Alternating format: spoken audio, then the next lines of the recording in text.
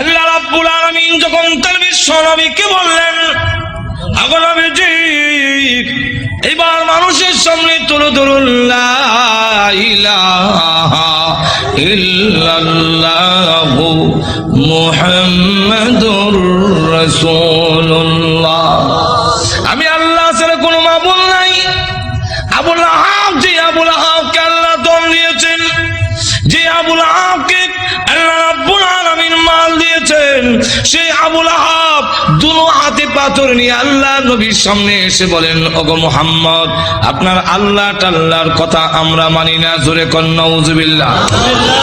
আপনার আল্লাহ টাল্লাহর কথা মানি না আমরা আল্লাহর কথা। এই কথা বলে নবীজি যখন পাথর মারতে গেল, আল্লাহ রাব্বুল আলামিন তখন ডাক দিয়ে বলেন, ওগো নবীজি, আপনার বিরুদ্ধে আসে নাই, বরং আমি আল্লাহর বিরুদ্ধে এসেছে। অত বড় নিমক কালাম আল্লাহ তার নবীর পক্ষ থেকে জবাব দিয়ে দিলেন। আর যখন আবু লাহাব বলল, তাব্বান লাকা আলিহাযা জামাতানা, তুমি ধ্বংস হও, এই কারণে কি তুমি আমাদেরকে এখানে একত্রিত করেছিলে? আল্লাহ তার জবাবে বলেন, তাব্বাত ইয়াদা আবি লাহাব, আবু লাহাবের দুনো হাত ধ্বংস হোক। আর তো জোরে কর না। যেই মাত্র এই আয়াত নাযিল হয়েছে, আবু লাহাবের দুনো হাত ধ্বংস এবং ওয়াতাব্বা ধ্বংস হয়ে গিয়েছে। মা আগনা আনহু মালুহু ওয়া মা কাসাবা, আবু লাহাবের মাল আওলাদ একটাও কাজে আসে নাই, কাজে আসবেও না। আল্লাহ রাব্বুল আলামিন আরো বলেন, সায়াসলা নারান যাতা লাহাবিন ওয়া ইমরাআতুহু, আল্লাহ রাব্বুল আলামিন বলেন, অচিরে আবু লাহাব এবং আবু লাহাবের স্ত্রী দুজন শিখাময় আগুনের জাহান্নামের আগুনে প্রবেশ করবে। এই আয়াত নাযিল হওয়ার পরে প্রশ্ন হইতে পারে, আবু লাহাবের স্ত্রীর কথা উম্মে জামিলের কথা কেন আনলো? মহিলার কি দোষ? মহিলার কথা উল্লেখ করেছেন হাম্মালাতুল হাতাব। আল্লাহ রাব্বুল আলামিন বলেন, ওই মহিলাটাও কি কারণ জানেননি? হাম্মালাতুন, বহন কর্মেওয়ালি। হাতাবা অর্থ হইল, মুফাসসিরিনে কালাম এর সাথে দুইটা ব্যাখ্যার মিল রেখে মুফাসসিরিনে কালাম বলেন, একটা ব্যাখ্যা হইল লাকড়ি, আর একটা ব্যাখ্যা হইল সুগুল করি। ওই আবু লাহাবের স্ত্রী গড়ে গড়ে গিয়ে বলে, তোমরা কারা গো? মুহাম্মদ আমাদের ভাতিজা এবং আমার বিয়াই, আমি তার সম্পর্কে ভালো করে জানি, তোমরা তার কাছে যাইও না, সে পাগল, তার কাছে তোমরা যাইবা না। আল্লাহ নবীর বিরুদ্ধে গড়ে গিয়ে বলে, মুহাম্মদ পাগল, তার কাছে যাইও না। আল্লাহ নবী ডাক দেওয়ার, প্রভু গো, আমার আপন চাষি এবং আমার আপন লোকগুলো যদি এইভাবে অপপ্রচার করে, আমি দাওয়াতের কাজ কেমনে করব? আল্লাহ ডাক দেওয়া, নবীজি ভয়ের কোনো কারণ নাই, মানুষের দিলের মালিক আমি আল্লাহ। আপনার বিরুদ্ধে যারা গিয়া উস্কানি দিবে এবং বলবে পাগল, এদের দিল আমি আল্লাহ ঘুরাইয়া দিব, অটোমেটিক এরা আপনার কাছে হাজির হয়ে যাবে। ঠিকই দেখা গেল, যাদের কাছে গিয়া বলে মোহাম্মদ পাগল, মোহাম্মদ পাগল, বলে হ্যাঁ, তুই বড় বড় নেত্রী নামছে কেন? নেত্রী নামছে কেন? এতে বোঝা যায় পাগল ও ছোট পাগল না, অনেক বড় পাগল, অসাধারণ পাগল। চলো একটু পাগলটা দেখে আসি। পাগল দেখতে এসে দেখা আল্লাহ নবীর নুরানি চেহারা এত সুন্দর, খানায় কাবার সামনে দাঁড়ায় কোরআন শরীফ পড়ে, নবীজির চেহারার আলোতে কাবা ঘরের দেওয়াল আলোকিত হয়ে গেছে। না, এই সুন্দর চেহারার লোক কোনদিন পাগল হতে পারে না। আবার কি জানে পড়ে, একটু শুনি। নবীজির কোরআন তেলাওয়াত এত মধুর তেলাওয়াত, শুনি না না, এই তেলাওয়াত কোন পাগলের হইতে পারে না। والشمس وضحاها والقمر إذا تلاها والنهار إذا جلاها والليل إذا يغشاها। পিছন থেকে তারা কর, এই লোক কোনদিন পাগল হতে পারে না, তিনি আল্লাহর পয়গম্বর, কালিমা পড়ে মুসলমান হয়ে গেছে। তো উম্মে জামিল সে বদনাম করে আল্লাহর নবীর বিরুদ্ধে এবং লাকড়ি এনে প্রতিবন্ধকতা সৃষ্টি করে যখন বাধা দেয়, এই অবস্থায় আল্লাহ রাব্বুল আলামিন বলেন আবু লাহাবের স্ত্রীও জাহান্নামের ভিতরে প্রবেশ করবে। যেই মাত্র এই আয়াত নাজিল হয়েছে তখন আবু লাহাবের স্ত্রীও হাতের মধ্যে পাথর নিয়ে কোমর ও কাপড় বেঁধে রাসূলের উপরে হামলা করার জন্য খানায় কাবার দিকে যখন ধাবিত হচ্ছে, আবু বকর সিদ্দিক বলেন ইয়া রাসূলুল্লাহ, ওই দেখেন আপনার চাচিও বিয়াইও উম্মে জামিল হাতের মধ্যে পাথর, কোমরের মধ্যে কাপড় বান্ধা, এতে বোঝা যায় মহিলা হামলা করবে। একজন মহিলা যদি হামলা করে ইজ্জত আর তাহে কই অগণবীজি। আবার উনি আপনার মুরব্বী, ওনার ধাক্কা দেওয়া তো যাবে না। আর মহিলা তো এমন এক জিনিস, এমন বিপজ্জনক, ধাক্কা যদি দেন ফিরে বেলে গা বিপদটা তো আপনার হল। আমার এমন লক্ষ্য করে দেখেন, উম্মে জামিল সে পাথর লেগে গেছে রাসূলকে মারবে, কেমন হাওয়া। আবু বকর সিদ্দিক বলেন অসুবিধা হইতেছে না তো? আরো তো অসুবিধা হইতেছে, শেষ করে দেন। আমার লক্ষ্য করে দেখুন, পাথর নিয়ে আল্লাহর নবীকে মারার জন্য যখন গিয়েছে, আবু বকর সিদ্দিক রাদিয়াল্লাহু আনহু বলেন নবী গো, আপনার চাচি এবং বিয়াই পাথর নিয়ে আসতেছে, এমন কি করি? নবীজি ডাক দিলেন আবু বকর, চিন্তার কোনো কারণ নাই, আমি মহান আল্লাহ কুরআন পড়ব, মহান আল্লাহ আমার হেফাজত করবেন। এই বলে রাসূল আরম্ভ করে দিয়েছেন ইয়াসিন ওয়াল কুরআনিল হাকীম।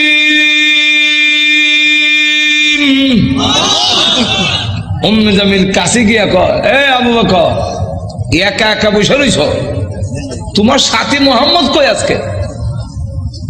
আবু বকর সিদ্দিক রাদিয়াল্লাহু আনহু বলেন আমি দেখি আমার পাশে বইয়া কোরআন শরীফ পড়তেছে, নবী দেখতেছি আর কানে শুনতেছি। মহিলা জিগায় মোহাম্মদ কই? তা তো বোঝা যায় দেখে না, দেখে না যেমন আমি কইলাম কি।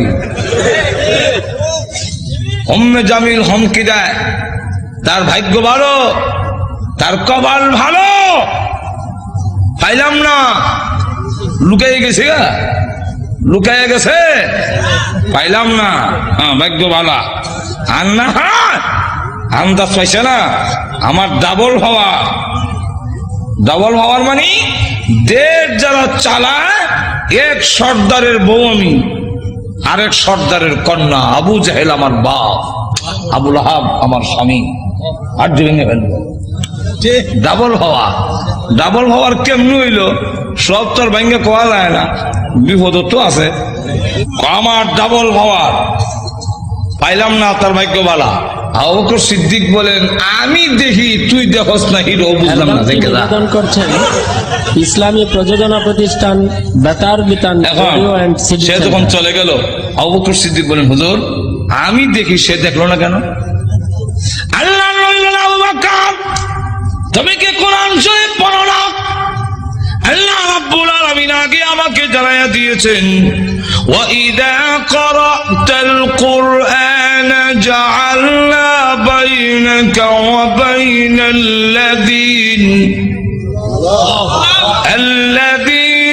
ইউমিনুনা বিল আখিরাতি হিজাবান মাসতুরা। আপনি যখন কোরআন শরীফ পড়ে তখন আপনার আর অবিশ্বাসী বেঈমান কাফেরের মাঝে আমি আল্লাহ হিজাবান মাসতুরা, গোপন পর্দা দিয়া আপনারে ঢাকা ফেলি। রাসূল বলেন আবু বকর গোপন পর্দাটা কি জানো?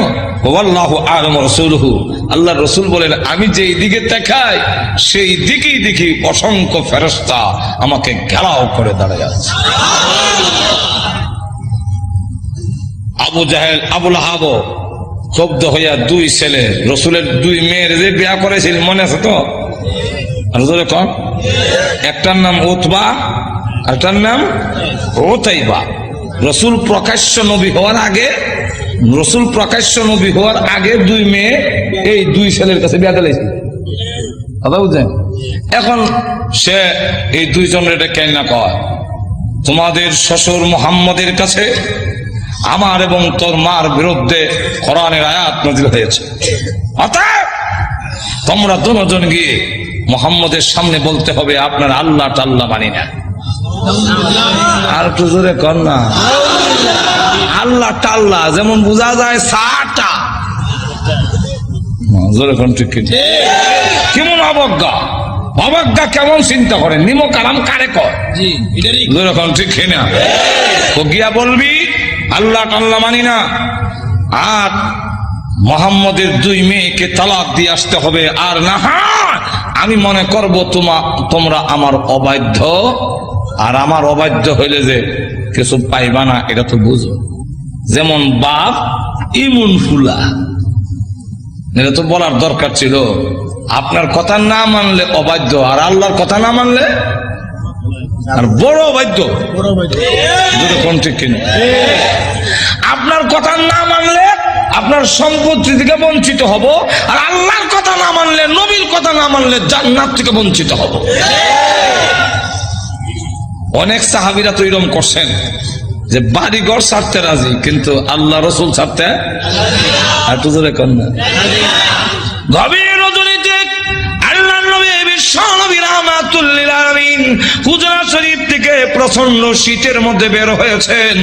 এমনি তাকায়া দেখে একজন বাঁকা হইয়া দাঁড়াইছে, সোজা হইয়া দাঁড়াতে পারে না, কাপড় এইভাবে ধরে রেখেছে।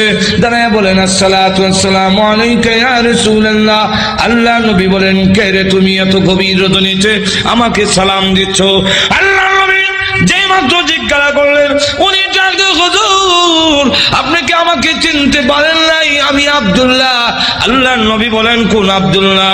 ওগো নবীজি, কিছুদিন আগে ইসলাম ধর্ম গ্রহণ করেছি, আমার নাম ছিল আব্দুল উজ্জা, আমি আপনার নামটা পরিবর্তন করে আব্দুল্লাহ রেখেছেন, আমি সেই আব্দুল্লাহ। আল্লাহ নবী ডাক দিয়ে বলেন, আমার আব্দুল্লাহ তো ধনী বাপ চাচা, তার বাপ চাচা ধনী ব্যবসায়ীর ছেলে, সকাল বিকাল কাপড় পরিবর্তন করে আসতো। আজকে তো দেখা যায় গায়ে কাপড় নাই, একটা কাপড়ের টুকরা পরিধান করা, সোজা হয়ে দাঁড়াতে পারে না, তার লজ্জাস্থান খানি হয়ে যায়, হাত দিয়ে ধরে রাখছে কোন রকমে কাপড়ের টুকরা। আল্লাহ নবী বলেন, আমার আব্দুল্লাহর এই অবস্থা কেন? শীতের মধ্যে টর করে কাঁপতেছে, কিন্তু কোনো কথা বলে না, কোনো ডাক দেয় না। নবী গো, অপেক্ষায় বসে আছি, কোন সময় আপনি বের হবেন? আপনার নুরানি চারা যদি এক নজর দেখতে পারি, তাহলে আমার অন্তরে আর কোনো দুঃখ থাকবে না। আল্লাহ নবী বলেন, কি হলো তোমার এই অবস্থা কেন? আব্দুল্লাহ, হুজুর আপনার দরবারে কেন আসা যাওয়া করি? আমার চাচা আমাকে বলেছেন বাড়ি ছেড়ে দিতে হবে, আর না হয় মুহাম্মদের দরবার ছেড়ে দিতে হবে। নবী গো, আমি ঘোষণা দিয়েছি, প্রয়োজন বুঝে আপনার বাড়ি কেন তাম পৃথিবী ছেড়ে দিতে পারি, কিন্তু একটি মুহূর্তের জন্য বিশ্ব নবীর দরবার আমি ছাড়তে পারবো না। আপনারা যে আমাকে বাড়ির থেকে বের করে দিয়েছে, বের হওয়ার সময় বললো কাপড় চোপড় গুলো দিয়ে যাও, এগুলো তো আমাদের। উদ্দেশ্য হইলো আমি উলঙ্গ হয়ে গেলে এটা যাব না, লজ্জায় তখন করে বসে থাকবো, আপনার দরবারে আসবো না। আমি তখন আমার চাচাকে জানিয়ে দিলাম, ওগো চাচা, কাপড় হারাতে পারি, ইজ্জত সম্মান হারাতে পারি, আমি সর্বহারা হতে পারি, কিন্তু আল্লাহর কসম ঈমান হারা এক মুহূর্তের জন্য হতে পারবো না। আজকে যদি শরমের আর ইজ্জতের বয়ে কাপড়ের জন্য আমি ঈমান হারা হয়ে যাই, মৃত্যুর পরে কবর থেকে উলঙ্গ হয়ে আল্লাহর দরবারে উঠব, উলঙ্গ অবস্থায় জাহান্নামের মধ্যে দেওয়া হবে। ওগো আল্লাহর নবী, আমার কাপড় চোপড় গুলো রেখে দিয়েছে, আমি আমার মার সামনে দাঁড়িয়ে বললাম, মা গো, ও মা, একটা কাপড় দেন না, আমি আমার লজ্জাস্থান রেখে বিশ্ব নবীর দরবারে যাব। ওগো মা, একটা নজর যদি আল্লাহর নবীকে দেখতে পারি, তাহলে আমার মনে আর কোনো ব্যথা থাকবে না। এই বলে হুজুর আমার মা একটা কাপড় দিয়েছেন, কোন রকমের লজ্জাস্থান রেখে আপনার হুজুরের সামনে এসে বসে আছি। কোন সময় আপনি বের হবেন, আপনার চেহারা মুবারক একটা নজর দেখার জন্য বসে আছি।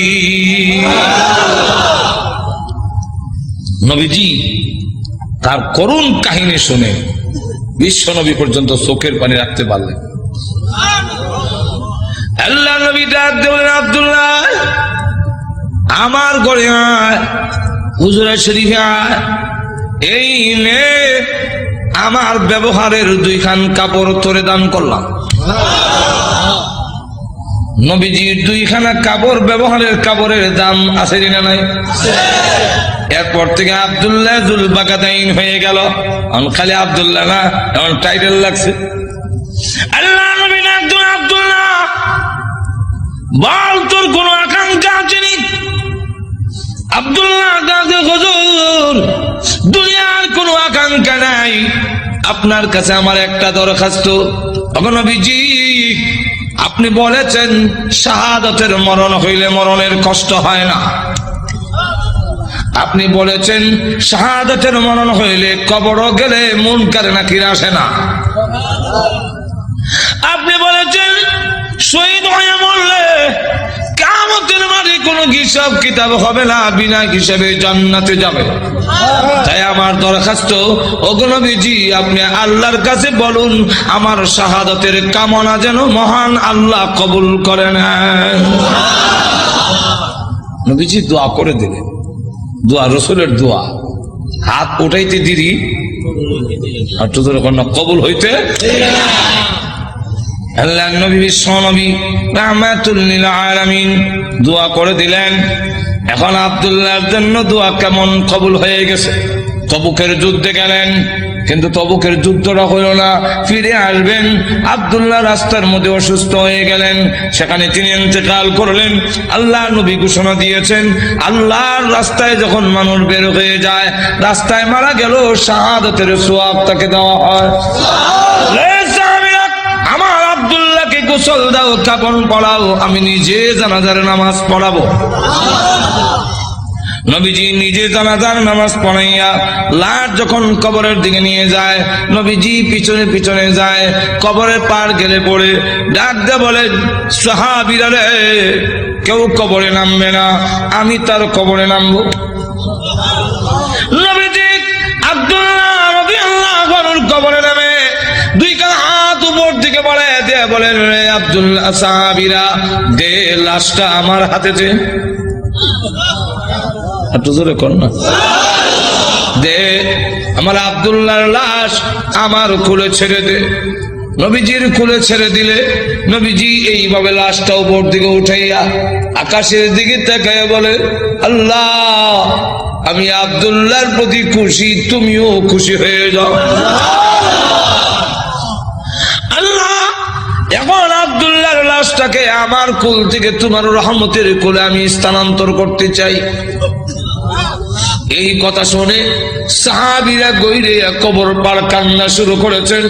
বিশেষ করে সাদ ইবনে আবি ওয়াক্কাস রাদিয়াল্লাহু আনহু ডাক দিয়ে বলে, মাটিতে গইরে কান্না আর বলে, আব্দুল্লাহ রে, এই লাশটা তোর না হইয়া আমার যদি হতো রে, আমার ভাগ্য কত ভালো ছিল রে আব্দুল্লাহ।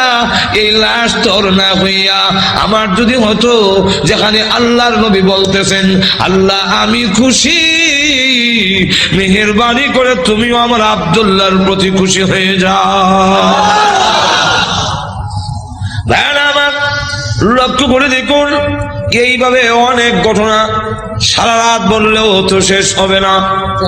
এইভাবে বাড়ি ঘর ছেড়ে দিয়েছেন আল্লাহর দ্বীনের জন্য, ইসলামের জন্য, আল্লাহ নবীর জন্য। কিন্তু আবু লাহাবের ছেলে যেমন বাবা তেমন ছেলে উতবা আল্লাহ নবীর সামনে গিয়ে বলে, ওগো মুহাম্মদ, আপনার আল্লাহ টাল্লাহ এগুলো আমরা মানি না। আর তো জোরে কর না। আর নবীজির সামনে দাঁড়ায় বলে, আপনার 2 মেয়েকে তালাক দিলাম। নবীজির তাফসীরে মাযহারিতে লেখে, আল্লাহ নবীর উপরে হামলা করে টান দিয়ে জামা ছেড়ে ফেলেছে। নবীজি চোখের পানি ছেড়ে দিয়ে কাঁদলে, হ্যাঁ প্রভু, আমার জামা ছিঁড়েছে এই জন্য আমি ব্যথা পাইনি। আমি কত আঘাত খাইলাম তোমার দ্বীনের জন্যে, তোমার জন্যে, তোমার দ্বীনের জন্যে যদি আমি কষ্ট পাই, আমার তেমন কষ্ট লাগে না। ও প্রভু, আমার মেয়েকে তালাক দিয়েছে, এই জন্য দুঃখ লাগে নাই, দুঃখ লেগেছে। আমার সামনে যদি তোমাকে কেউ অবজ্ঞা করে, তোমাকে অপমান করে, আমি রাসূল কখনো বরদাস্ত করতে পারি না। ভাইরা আমার, বাস্তবিকই যাদের ভিতরে ঈমান আছে, ঈমানদার কখনো দুনিয়ার সকল কিছু বরদাস্ত করতে পারে, কিন্তু আল্লাহ নবীকে অপমান করবে এই পৃথিবীর কোন মুমিন কখনো বরদাস্ত করবে না। এর নামই হলো ঈমান। জোরে কোন ঠিক কিনা? আল্লাহর জন্য, আল্লাহর নবীর জন্য, আল্লাহর দ্বীনের জন্য মুমিন তার জীবন উৎসর্গ করতে পারে, কিন্তু আল্লাহর অবমাননা কখনো মুমিন বরদাস্ত করতে পারে না। আমার আল্লাহর নবী, আল্লাহর মহব্বত নবীর অন্তরে বেশি না কম? আর তো ধরে কর না, সকলের চেয়ে বেশি না কম? নবীজি কান্দেন আর বলেন, প্রভু গো, আমার সামনে কেমনে কয় তুমি আল্লাহ টাল্লাহ, এত বড় নিমক কারাম আল্লাহ আমি কেমনে বরদাস্ত করি? আল্লাহ ডাক দেওয়ার, নবী গো, আমি বানাইছি নিজের সন্তান যদি নিজের দারিদ্র্যে টান মারে দুঃখ লাগে না? না লাগে? নিজের সন্তান যদি কিল মারে খাবলায় কষ্ট লাগে না? আপনার কষ্ট লাগে না, কিন্তু দেখবেন আপনার মা এই জিনিসটা বরদাস্ত করবে না। আপনার ছেলে আপনাকে যদি দারিদ্র্যে টান মারে, আপনার কিন্তু কষ্ট লাগে না? আপনার যদি খাবলা মারে, আপনার কষ্ট লাগে না? মাথা ষোলো টানে, আপনার কষ্ট লাগে না? লাথি মারে, কষ্ট লাগে না? কিন্তু আপনার মা যদি দেখে তখন বরদাস্ত করে না। দেখি তাহলে আল্লাহ ডাক দিয়ে বলে, আমি বানাইছি মানুষ, এই মানুষ যদি আমার সাথে বিয়াদবি করে, আমাকে গালি দেয়, আমার বিরুদ্ধে বলে, এত আঘাত লাগে না, কিন্তু আমার নবীকে যদি কেউ কিছু কয়, আমি আল্লাহ বরদাস্ত করি না। আমার নবীর বিয়াদব আমি আল্লাহ ছাড় দেই না। আমার নবীর গায়ে আঘাত করলে আমার কষ্ট লাগে। সে পাথর নিয়ে আপনাকে মারতে এসেছে, এই জন্য আমি আল্লাহ আয়াত নাযিল করে জানায়া দিলাম। নবীজি এখন বদদুয়া করেন, আল্লাহ তোমার কুকুর সমূহ থেকে একটা কুকুরের উপরে মুসাল্লাত করে দাও, ছড়ায়া দাও। আল্লাহ আবু লাহাবের ছেলে উতবার উপরে তুমি কুত্তা লাগায়া দাও। আল্লাহ নবীর দোয়া হোক বদদুয়া হোক, জবান থেকে বের হতে দেরি হয়, আল্লাহর দরবারে তা কবুল হইতে একটা মিনিট দেরি হয় না। আর না হয় উমর যেখানে তরবারি নিয়ে গেলেন নবীকে মারার জন্য, ঘুরে গেল আর একদিকে, ঘরের কাছে গিয়ে শুনে, সামনে গিয়ে শুনলো যে তোমার বোনের জামাই মুসলমান হয়ে গেছে। সেখানে গিয়ে যখন ঘরের সামনে দাঁড়াইছে, শুনে ঘরের ভিতর থেকে কোরআনের আওয়াজ আসে। হ্যাঁ, কিসের আওয়াজ? আস্তে আস্তে পড়তেছে, আউযু বিল্লাহি মিনাশ শাইতানির রাজীম। উমরকে কি পড়ে কলজা দিছিল না? বিসমিল্লাহির রহমানির রহিম।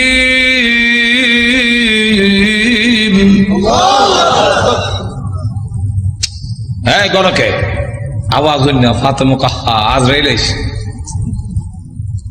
দরজা খুলছে। আর ফরায় যে হযরত খাব্বাব রাদিয়াল্লাহু, তিনি দরজার আড়ে লুকাইয়া গিয়ে আল্লাহ লা ইলাহা ইল্লা সুবহানাকা ইন্নী। বোন এবং বোনের জামাইরে তো একবারে মারবে না, উমর তো আমারে দুই টুকরা করলো, তরবারি এতই আছে। দরজার আড়ে লুকাইয়া খালি খতমে নসল।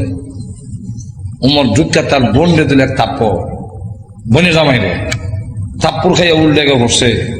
বোন বাধা দিয়ে আমার স্বামীরে মারো কেন? দিলাম তোরা। বোন যখন থাপ্পড় খাইছে, খানের পর্দা হইতে গেছে, বোন তখন কয়, শোনো, তুমি যেমন খাত্তাবের ছেলে, আমিও খাত্তাবের মেয়ে। তুমি জানো না ঈমান এমন এক জিনিস, এটার মধ্যে যত চাপ দেওয়া যায় অত এটার স্প্রিড। ইমানদার এমন এক জিনিস, যেটা যত গুতা দিব অত ভালো উঠবো। গুতা দিত না, ঘুমায় থাকবো। ঠিক ঠিক। চিড়িয়াখানা গেছে, দেখে চিড়িয়াখানা এক বেটা গিয়া দেখে ফিঞ্জিরের ভিতরে রড দিয়া বাঘ তো আটকাইতেছে, দেখছেন না? তো চিড়িয়াখানা এটা তো আর উন্মুক্ত না, সে যে উন্মুক্ত গরু ধরে খাইতো, এবার তো খাইতে পারে না, সামান্য খাওয়ান ভাই সরু রয়েছে। তো ধর্ষণার্থী একজন দেখুন না, এক লোকটা কয় এটা শুনছি বাঘ, এটা দিয়ে ছাগল। বাঘে না মানুষ দেখলে তর্জন গর্জন করে, এটা দিয়ে কিচ্ছু কয় না। তো দিছে সাথী দেখ গুতা অ্যালবামটি নিবেদন করছেন খাওয়ান ঠিক ভাই হয় না ইসলামী ঘরে প্রযোজনা প্রতিষ্ঠান তোমার বেতার গুড়া বিতান কিমরে অডিও কামড়া অ্যান্ড সিডি সেন্টার। মোর গুতা দেশ করে জানাস না ভাত গুতা দিলে ভালো উঠবো, যেমন গুতা দিছে এমন কয় হাত হাত করে দেন খালিছে, এখন জুতা মুজা হাতে ফালাই একটা দিছে তো যেরকম ঠিক কিনা। ফাতেমা ডাক দেখো ভাই, তুমি যে আমার চট দিছে মনে করছো আমি বন্ধ হয়ে যাবো? সুস্পষ্ট করে বলে দেই, সত্য ধর্ম গ্রহণ করছি, মারতে পারো, জীবন গেল ছাড়তাম না।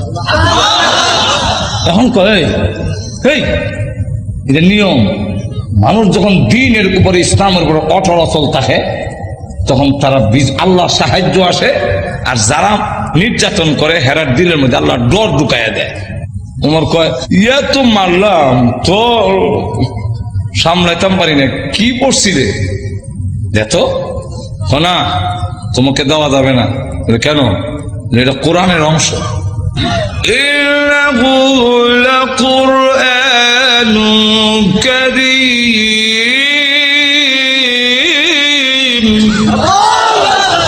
ফি কিতাবিম মাকনুন লা ইয়ামাসসুহু ইল্লাল মুতাহহারুন।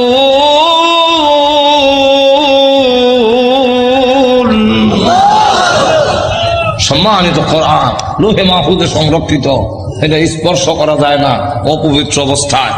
তখন কি করতে হবে বলে গোসল করে আও, কাফেররা তো মুত্তা ফানি লয় না, তুমি মুত্তা পরিষ্কার হয়ে আও দিছে। এখন বেড়েছে কোরআন পড়ে তাহা মা আনজালনা আলাইকাল কুরআনা লিতাশকা। করতে করতে ওই আয়াত পর্যন্ত গেছে, ইন্নানি আনাল্লাহু লা ইলাহা ইল্লা আনা ফা'বুদনি।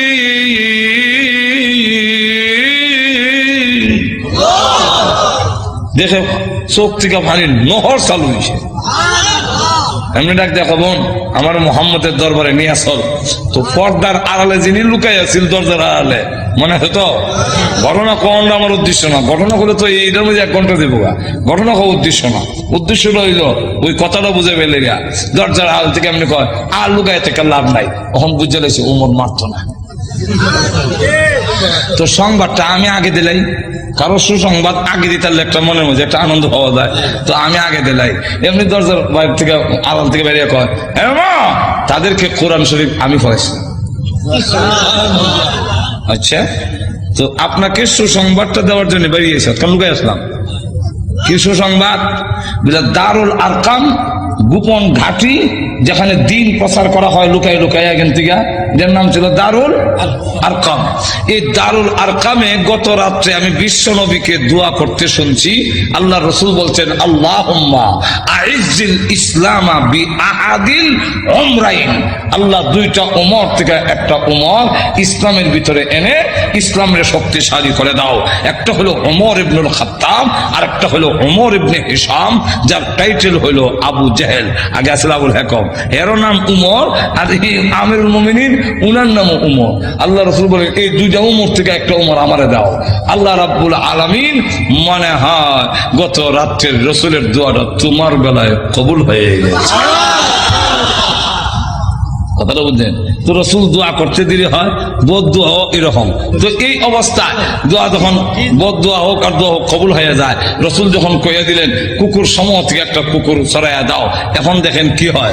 আবু লাহাবের ছেলে উতবা, সে সিরিয়ার থেকে ব্যবসায়ী কাফেলা নিয়ে আসতেছে, রাস্তার এক জায়গার মধ্যে বিশ্রামের জন্য তাদের গমের বস্তা খেজুরের বস্তা তৈছে, এমনি দেখে পাহাড়ের টিলার মধ্যে একটা ভাগ বৈশা খালি মাথা ঘুরাইয়া আবু লাহাবের ছেলে উতবারে ভালো করে দেখে, যেমন বোঝা যায় গোয়েন্দা অফিসার আসামি দেখতেছে।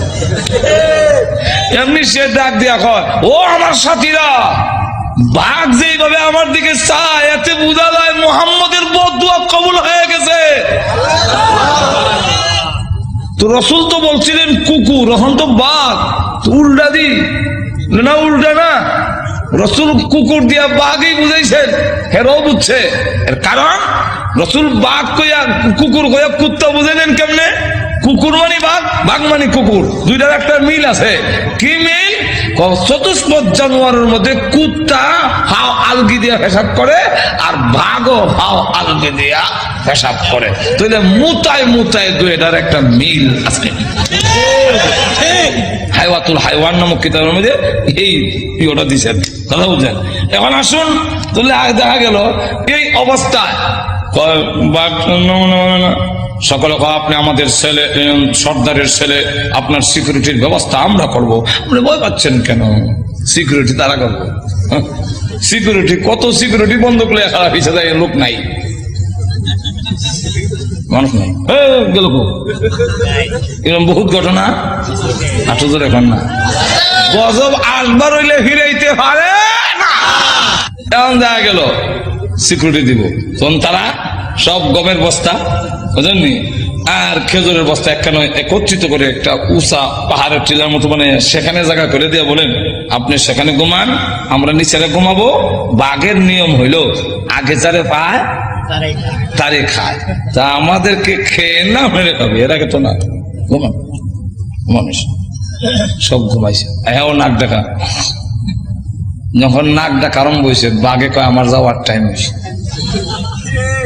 আল্লাহ যাইবার আগে গন্ধটা তোর নাক ফিট করে দে, এই গন্ধে যারে পাবি তারে ধরবি, উল্টা পাল্টা ধরিস না। বাঘ গিয়া যতটুকু ঘুমাইছে সবটিকে চেক করে, কারণ প্রত্যেকের শরীরে আলাদা একটা ছোট সময় বাইসাক যখন কোথায় গেঞ্জি রানলে আমার গেঞ্জি রানিচ্ছেন, তখন কোন গেঞ্জি আব্বার কোনটা বাইসাক বুঝতাম কেমন, আর নিলে থাপ্পর খাম উল্টা হল্টা নিলে তো নাকও লাগাইতাম, নাকও লাগাই বুঝতাম এটা আব্বার গেঞ্জি, এটা বাইসার গেঞ্জি, গন্ধের শরীরে একটা গন্ধ। হ্যাঁ, তো বাঘে গিয়ে সবচেয়ে চেক করে গন্ধ তো মিলে না, আমার আসামি কো মাথা ঘুরাই দেখে বস্তার ঘুরে একটা ঘুমায় নাক ডাকাইতেছে। তাহলে এটা দেখে বেরি লাভ দিয়া বস্তার ঘুরছে, ওইটা নাক লাগাইতে পারে, এই যে আমার আসামি বলা হচ্ছে। নিচে নিয়া মাথা এখানে, পা এখানে, হাত এখানে, নারী বুড়ি এখানে, আলাদা আলাদা করিয়া মাছের ভাগার মতো ছড়াইয়া বাঘ আবার গিয়া টিলাত বৈশা অলক দৃষ্টিতে তাকে রয়েছে। এরা ঘুম থেকে উঠতে যখন চিৎকার দিবে, আমি আনন্দ করব, আল্লাহ এবং নবীর দুশ্মন রে আমি খতম করেছি। সিকিউরিটি দিও, সিকিউরিটি আমাদের শেষ করে ফেলেছে, আমি করছি। আল্লাহ তখন আয়াত নাযিল করলেন, এই হলো শানে নজরুল, আয়াত নাযিল করে বলেন, কুতিলাল ইনসানু মা আকফারাহু,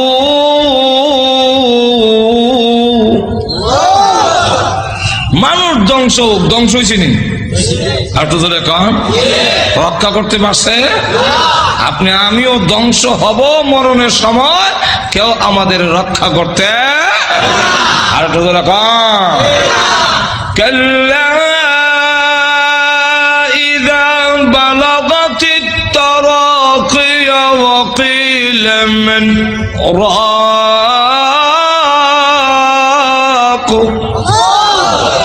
তখন কণ্ঠনালীতে জান আসবে, কেউ রক্ষা করতে পারবে না।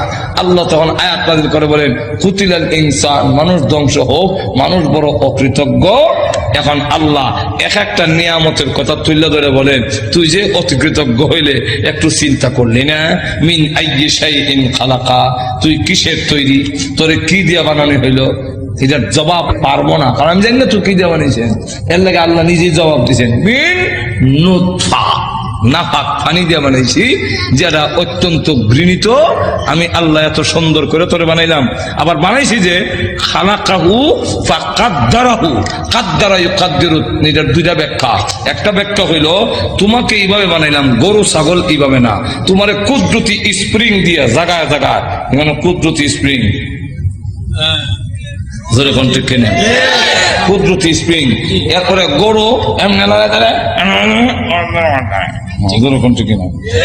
কিন্তু মানুষ, তুমি সেলুনে গেছো চুল কাটবা, ডাইন দিকে বামে বামে বুঝে জোরে কোন ঠিক না? ঠিক না মানুষ তোর মাথা এইভাবে ঘুরাইবার মতো এই যে কুদরতি স্প্রিং দিয়ে তোরে বানাইলাম। আল্লাহ গরু কিন্তু এই ঠ্যাং ভাঙ্গিয়া পেশাব করতে পারে না, তোর আডু বানতে পারো, তোর সব বানতে পারো, কুদরতি স্প্রিং জায়গায় জায়গায় দিয়া আমি আল্লাহ এমন ভাবে বানাইলাম। আবার তুমি যখন বস্তা লইবা মাথা, তখন রড থেকে আরো শক্ত। জোরে কোন ঠিক না? ঠিক না? খালাকাহু ফাকাদ্দারাহু। আর একটা কাদ্দারার ব্যাখ্যা হইল কাদ্দারা ইউকাদ্দিরু তাকদীরান। এর অর্থ হলো তুই অত হতাশ হওয়ার দরকার নাই, অত পেরেশান হওয়ার দরকার নাই, সুদে ঘুষে খাওয়ার দরকার নাই। তোমার কপালও তোমাকে জন্মের 50,000 বছর আগে কপাল লেখা কয়টা দোকানের মালিক হবি, এটার লেখকেই তোরে দুনিয়াতে পাঠাইছি। যার বাস্তব প্রমাণ, যার বাস্তব প্রমাণ কপালে যদি না থাকে, বিদেশি ডিগ্রি থাকলেও বাংলাদেশের এমপি হতে পারে না। এমন ঘটনা বাংলাদেশও আছে, এমন শিক্ষিত লোক আছে যে আরেক দেশও গিয়ে পড়ায়, বিদেশ গিয়ে পড়ায়, এমন বড় ব্যারিস্টার আছে বাংলাদেশও, কিন্তু বুট পায় না। ইন্নানি আনাল্লাহ লা ইলাহা ইল্লা আনা ফা'বুদনি ওয়া আকিমিস সালাতা লিযিকরি। নিশ্চয়ই আমি আল্লাহ, আমি ছাড়া কোনো ইলাহ নাই, আমার গোলামি করো, আমার দাসত্ব করো, আর আমার শরণার্থে নামাজ কায়েম করো। নামাজ নামাজ নামাজ কায়েম করতে হবে, এটাই হচ্ছে ইমানের সবচেয়ে বড় দাবি। অন্যত্র আল্লাহ পাক বলছেন কুল ইন্না হুদাল্লাহি হুয়াল হুদা ওয়া উমিরনা লিনুসলিমা লিরাব্বিল আলামিন। হে নবী বলুন, প্রকৃতপক্ষে আল্লাহর হেদায়েত হচ্ছে সঠিক হেদায়েত। সত্যিকারের হেদায়েত কার হেদায়েত? আল্লাহ পাকের হেদায়েত। এবং তার পক্ষ থেকে নির্দেশ করা হয়েছে যে সারা জাহানের মালিকের সামনে মাথা নত করে দাও। মাথা নত করবেন কার কাছে? আল্লাহ পাকের কাছে। وأن أقيموا الصلاة واتقوه وهو الذي إليه تحشرون।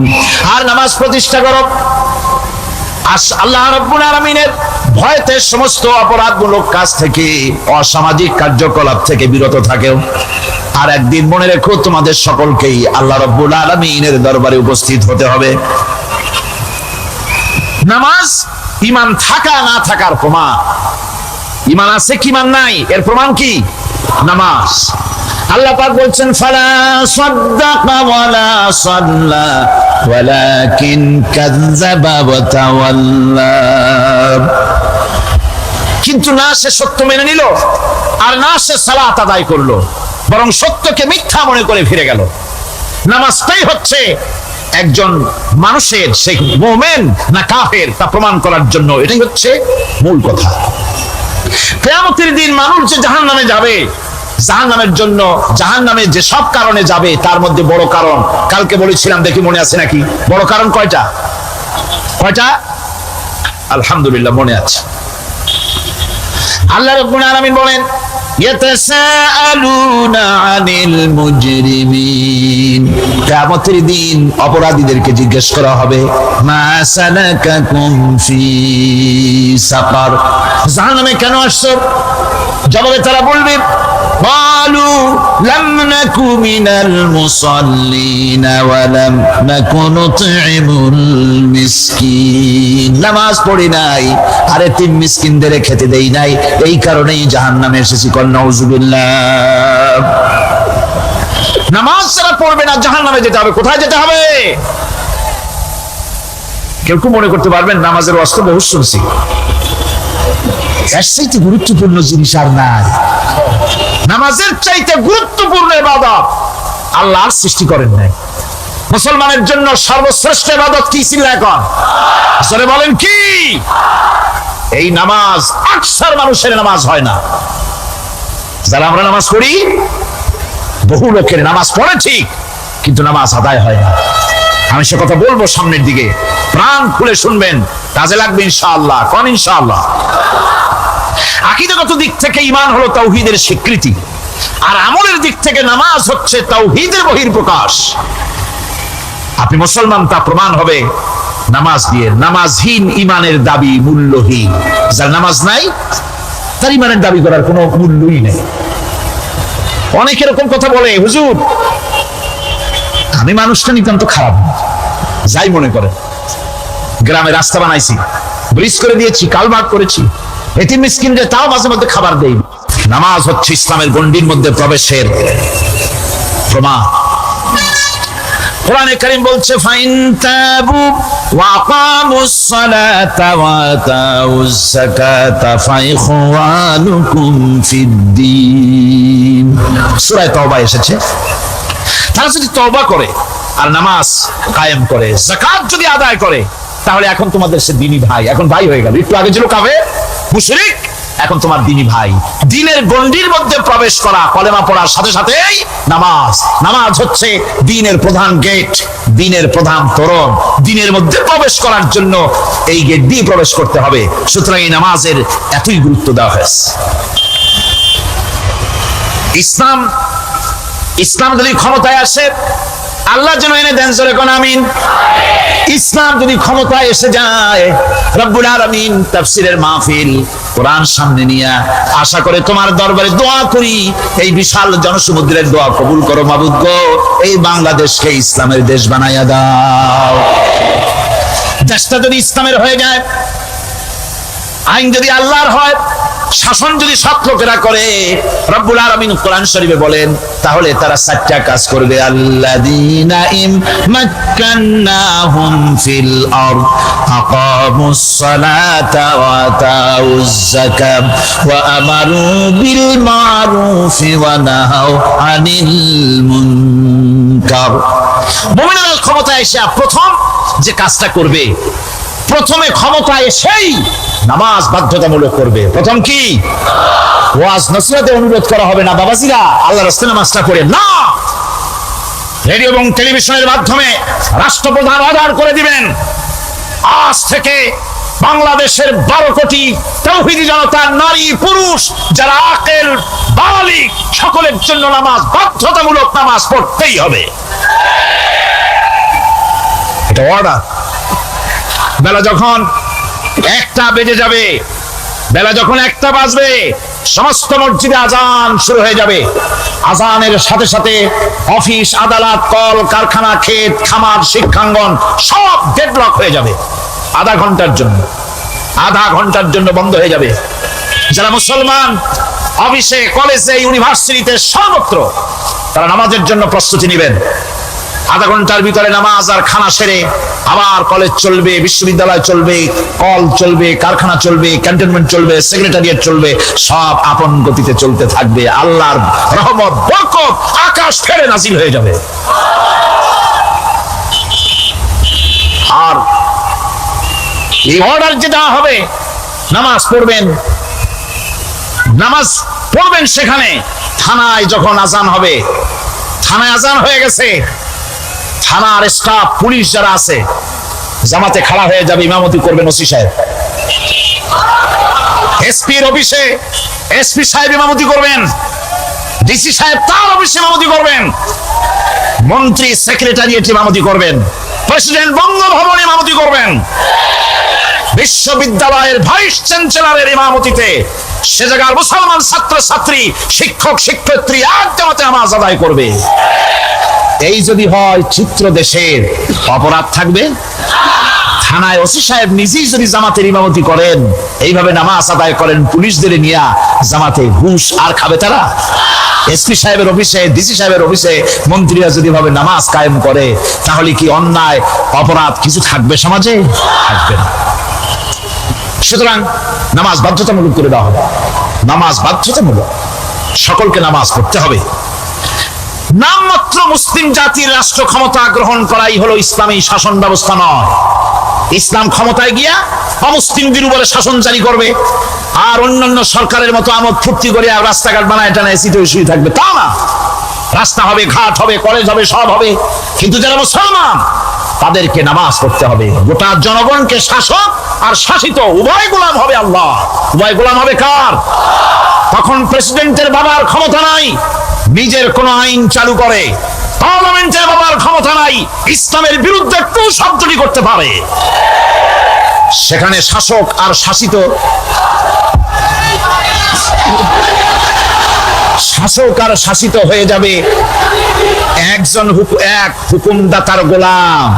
সে হুকুমদাতাকে ইনিল হুকুমু ইল্লা লিল্লাহ আলা লাহুল খালকু ওয়াল আমর। প্রেসিডেন্ট থেকে শুরু করে শাসক আর শাসিত সব আইন মানবে ওই আল্লাহ রাব্বুল আলামিনের, যিনি এই তামাম জাহান সৃষ্টি করেছেন। সৃষ্টি যার আইন চলবে সেই আল্লাহ রাব্বুল আলামিনের, এবং তার আইনের সার্বিক অনুসরণ করে চলতে হবে সকলকে। এক কথায় ইসলামী সরকারের সমস্ত ক্ষমতা ব্যয় হবে নামাজ কায়েম করা আর যাকাত আদায় করার ব্যাপারে। নামাজ যদি কায়েম হয়ে যায়, যাকাত যদি আদায় করা হয়, দুঃখ, দারিদ্র, কষ্ট কিছুই থাকবে না, বেকার সমস্যা থাকবে না। সমস্ত বেকারদেরকে চাকরি না পাওয়া পর্যন্ত বেকার ভাতা দেওয়া হবে। বুড়ো মানুষেরা যখন বুড়ো হয়ে যায়, ছেলের কাছে আদর নাই, বউর কাছে কদর নাই, আর ছেলে বউ বদদোয়া করতে থাকে, বুড়ারা মরে না কেন? আছেন আমাদের সমাজ। ইসলামী সরকার এলে পরে এই বৃদ্ধ মানুষদের ব্যবস্থা করা হবে, তাদের প্রতি এই ধরনের অসদাচরণ কেউ করতে সাহস পাবে না। সুতরাং নামাজ প্রতিষ্ঠা এবং যাকাত আদায় হলেই সমাজের অন্যায় অবিচার যা আছে তার 12 আনাই বিলুপ্ত হয়ে যাবে। কল আলহামদুলিল্লাহ। তখন চাকরিতে প্রমোশন হবে নামাজের ভিত্তিতে।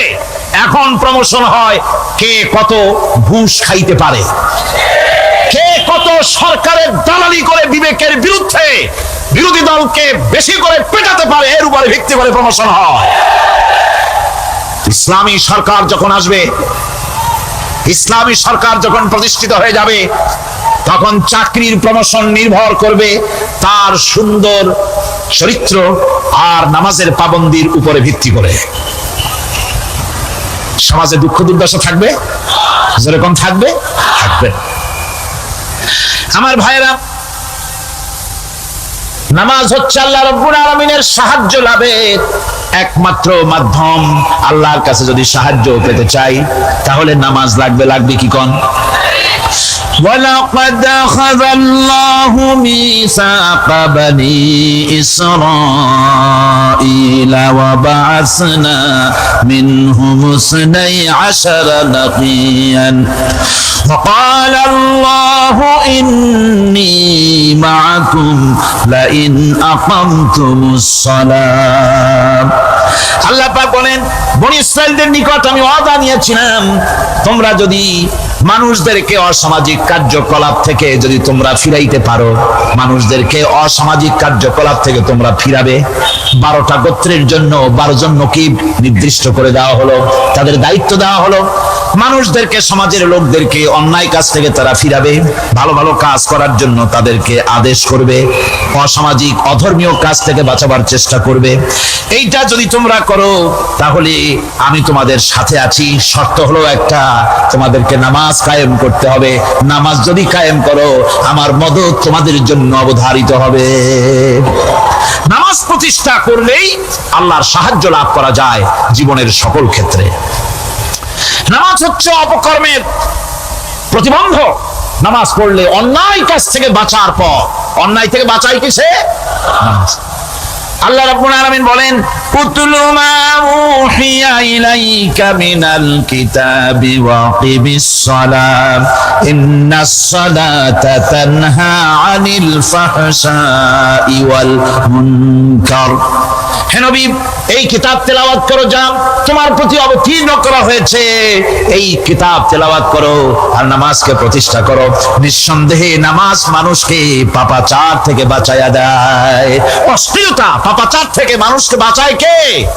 জোরে চিল্লায় এখন কে? এই নামাজ মানুষকে অন্যায় কাজ থেকে বাঁচায় দেয়।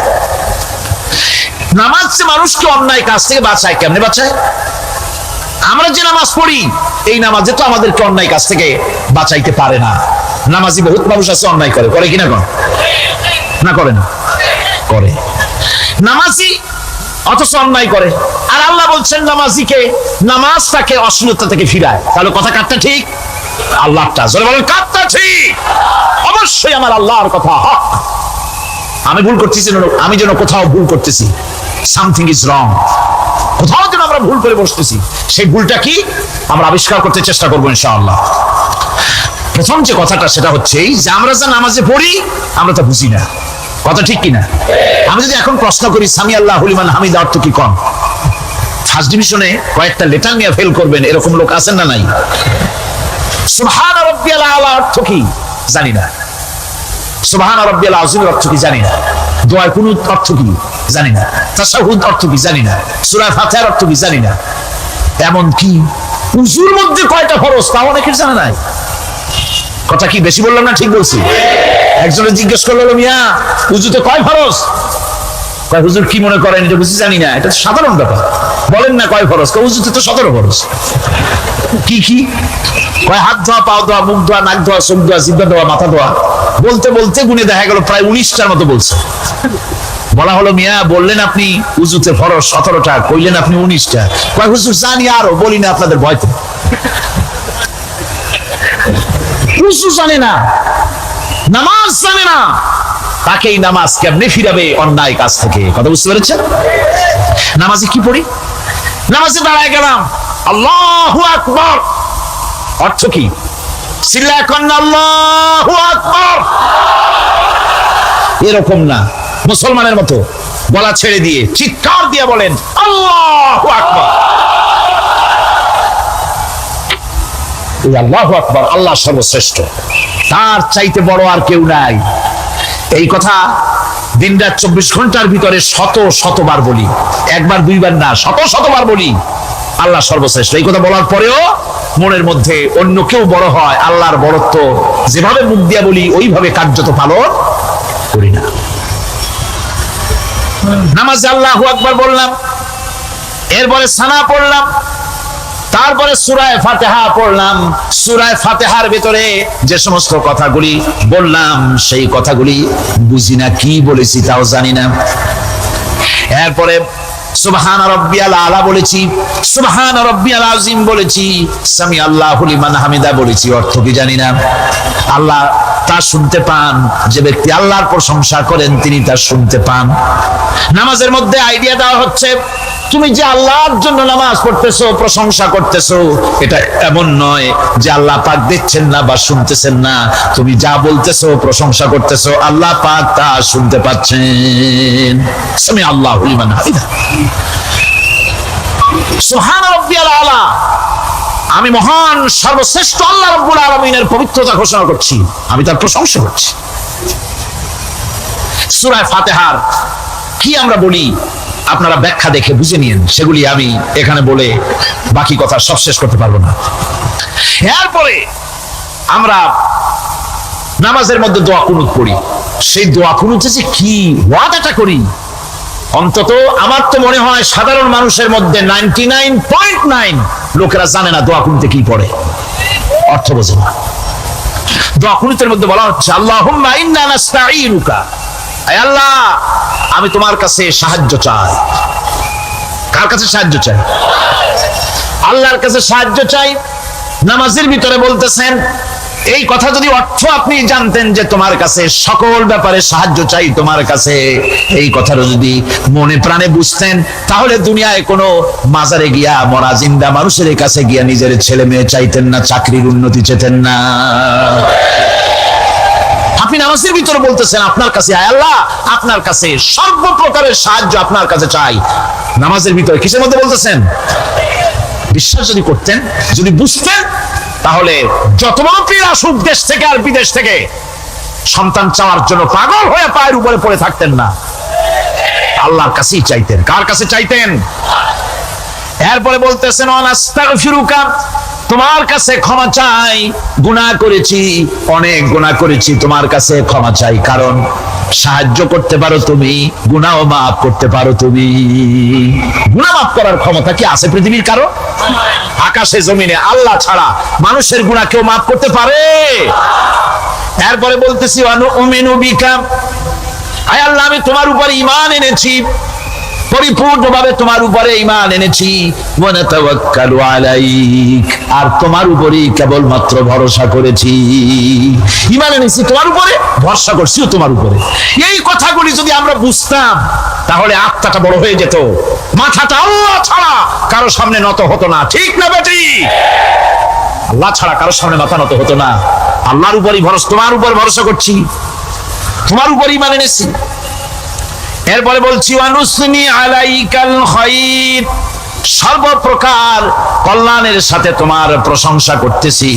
ওয়ানাশকুরুকা, আর তোমার কৃতজ্ঞতা স্বীকার করছি, আমি তোমার শুকর আদায় করি, সর্ব ব্যাপারে তোমার শুকর আদায় করি। আর কি করি? ওয়ালা নাকফুরুকা, আমি কুফরি করি না, অকৃতজ্ঞ নই, আমি তোমার কৃতজ্ঞ বান্দা, আমি অকৃতজ্ঞ নই। একথা আপনি নামাজের মধ্যে বলেন, কিন্তু কৃতজ্ঞতা স্বীকার করেন না। আল্লাহ যে ছেলে দিয়েছে শুকর আদায় করেন না, আল্লাহ যে সুন্দরী বউ বা ভালো বউ দিয়েছেন শুকর আদায় করেন না, আল্লাহ সন্তান দিয়েছে শুকর আদায় করে না, আল্লাহ রাব্বুল আলামিন চাকরি দিয়েছেন, বাড়ি দিয়েছেন, জায়গা দিয়েছেন, জমিন দিয়েছেন, যৌবন দিয়েছেন, স্বাস্থ্য দিয়েছেন, শুকর আদায় করে না। আল্লাহ পাক বলেন, বান্দারে যে অবস্থায় থাকো শুকর আদায় করো। লা ইন শাকারতুম লাযীদান্নাকুম ওয়া লা ইন কাফারতুম ইন্না আযাবী লাশাদীদ। আমার নিয়ামতের শুকর যদি আদায় করো আমি বেশি করে বাড়ায় দেব, আর যদি শুকর আদায় না করো তাহলে মস্ত বড় শাস্তি রেখে দিয়েছি। সব ব্যাপারে শুকর আদায় করো, আমার নিয়ামতের শুকর আদায় করো। চোখ দিয়ে দেখতে পাও, কও আলহামদুলিল্লাহ। মুখ দিয়ে কথা বলতে পারো, কও আলহামদুলিল্লাহ। যা খাও মজা লাগে বলো আলহামদুলিল্লাহ। কাজ করতে পারো বলো আলহামদুলিল্লাহ। সব ব্যাপারে আল্লাহর শুকর আদায় করতে হবে। শুকরিয়া আদায় করলে রব্বুল আলামিন তারে আরো বাড়ায় দিবেন। এই কথাই বলতেছি, আল্লাহ শুকর করি, আর তোমার সাথে আমি কুফরি করি না, কৃতজ্ঞ আমি নই। ওয়া নাখলাউ ওয়া নাতরুকু মান ইয়াফজুরুকা, আর আমি ওয়াদা করতেছি এই কথা, তোমার সাথে যারা প্রকাশ্য দুশমনি করে, যারা প্রকাশ্য গুনার মধ্যে লিপ্ত আছে আর তোমার সাথে দুশমনি করে, ওদের সাথে আমার সমস্ত সম্পর্ককে ছিন্ন করে দিলাম। দেখছেন নামাজে কি কইলেন আপনি? আপনি নামাজে কত বড় কথা বললেন। ওয়া নাতরুকু মান ইয়াফজুরুকা, আয় আল্লাহ আমি ওয়াদা করছি তোমার সাথে যারা দুশমনি করে, যারা প্রকাশ্য গুনাহ করে, তাদেরকে আমি পরিত্যাগ করছি, তাদের সাথে আমার কোনো সম্পর্ক নাই। এই কথা বলার পরে আপনার সম্পর্ক কার সাথে একটু চিন্তা করেন তো। আপনার বন্ধু কারা? ইলেকশন আসলে ভোট দেন কাদেরকে? কাদের চা খাওয়ান, কাদের চান্দা দেন? একটু চিন্তা করেন, অঙ্কের সাথে মিলায় নেন। তাহলে দেখুন, মুখে বলে এক কথা, কাজে করে আর একটা। আরে কি কয়? চিল্লায় কোন আরে কি কয়? আর এই মুনাফিকি করতেছেন কার সাথে? আল্লাহর সাথে। কোন নাউজুবিল্লাহ। নামাজে কি পড়েন সেটা যদি জানতেন, অবশ্যই আল্লাহ রাব্বুল আলামিনের কথা কার্যকরী হয়ে যেত। ইন্নাস সালাতা তানহা আনিল ফাহশাই ওয়াল মুনকার। নামাজ মানুষকে পাপের কাজ অশ্লীলতা থেকে ফিরাতে পারে। আল্লাহ ইন্না বসায়ছেন, নিশ্চয়ই, বেশক, অবশ্যই নামাজ পাপ থেকে ফিরাবে। কিন্তু কেমনে ফিরাবে? নামাজ তো বুঝি না, নামাজ তো বুঝি না, খালি সেজদা দেয় জনমের মতো। আর সেজদা কি? নামাজে যদি দেখে ইমাম দেরি করতেছে, আত্তাহিয়াত পড়তে দেরি হয়ে যাচ্ছে, পিছন থেকে সিগন্যাল মারে, ঠিক কিনা? বেয়াদব, বেয়াদব। তোমার নামাজ, তোমার আত্তাহিয়াত আগে শেষ হয়েছে, তাতে কি হয়েছে? চুপ করে বসে থাকো। ইমামকে কাশি দিয়া সতর্ক করার অধিকার তোমার নাই।